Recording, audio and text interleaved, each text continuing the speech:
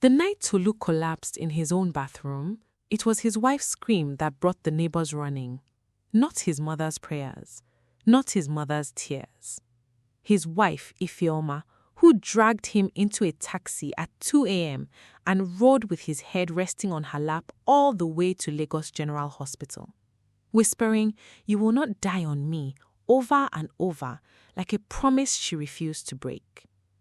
Before we continue, if stories about love, betrayal, and family in Lagos speak to you, hit subscribe now. This one has an ending you won't forget. Tolu Bankole was 34 that night, a logistics manager living an ordinary life in Ikeja with his wife of 4 years. He had been fine at dinner, laughing about something on TV, when suddenly his body gave out. His kidneys, the doctors later explained, had been failing quietly for months without any warning signs. If Ifeoma had panicked, if she had wasted even 1 hour waiting for family to arrive or praying instead of acting, Tolu would not have survived that night. She didn't just save him once. She sold her fabric business, the one she had built with her bare hands over 6 years, to cover his treatment. She slept on a hard plastic chair beside his hospital bed for 3 weeks, feeding him when his hands shook too much to hold his spoon, cleaning him when he couldn't clean himself, whispering encouragement when the doctors weren't sure he'd pull through. Nobody forced her to do any of it. She chose to every single day, without complaint. When Tolu finally opened his eyes and understood what she had given up for him, he wept. He held her hand and promised her the world. He said, "You saved my life. I will never forget this." But promises made in gratitude don't always survive contact with jealousy. Tolu's mother, Mrs. Bankole, had never accepted Ifeoma, not because of anything Ifeoma did, but simply because she couldn't stand watching her only son belong to another woman. The moment Tolu came home to recover, his mother moved in to help, and the quiet poison began. Small comments at first. "Are you sure all that shop money went to your treatment? These days, you can't trust anybody, even a wife." Comments dropped like seeds into soil that was still healing, still tender, still vulnerable. Tolu laughed the comments off in the beginning, but seeds grow when they're watered daily by someone who insists she only wants what's best for you. Months passed. Tolu returned to work, regained his strength, and slowly something in him shifted. He began questioning Ifeoma about money he had never questioned before. Why did she sell the shop so quickly? Couldn't she have found another way?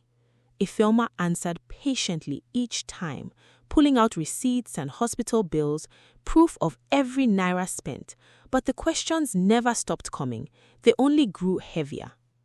One evening, his mother said the words that finally broke him. "Tolu, that girl saved you so she could own you forever. Is that the kind of marriage you want? One built on debt instead of love?" It was a lie wearing the costume of concern, but Tolu, worn down by months of doubt, believed it. That night, he confronted Ifeoma, accusing her of using her sickness to control him. She stood in their bedroom, stunned into silence, tears sliding down her face as she asked him one question. "Tolu, who fed you when you couldn't lift a spoon? Who gave up everything she owned for you? And now you call me a manipulator?" He had no answer for her, but instead of apologizing, he packed a bag that same night and moved into his mother's house in Yaba, telling Ifeoma she needed space to think. Weeks became months. Mrs. Bankole was overjoyed, cooking her favorite meals, introducing him to young women from church, quietly rebuilding the life she had always wanted, one without Ifeoma anywhere in it. Tolu, comfortable and coddled, stopped returning his wife's calls. Divorce papers were eventually signed, quietly, with little resistance from Ifeoma, who had already cried every tear she had left to give. 2 years later, Tolu attended his company's anniversary dinner in Victoria Island, and there she was, Ifeoma, radiant and composed, standing beside a table of investors, discussing fabric and fashion with the confidence of someone who had rebuilt her entire life from nothing. Her small shop had grown into a clothing line now, supplying boutiques across Lagos and Abuja. She looked at him without anger, without bitterness, only the calm of a woman who had truly healed. Tolu walked over, stumbling through an apology neither of them needed anymore. Ifeoma simply smiled and said, "I forgive you, Tolu, but I don't regret leaving. Losing you taught me I was always strong enough to save myself too." She returned to her table, leaving Tolu standing alone, finally understanding, one moment too late, exactly what he had traded away for a lie dressed up as love. If this story moved you, don't forget to like, share, and subscribe for more emotional stories like this every week.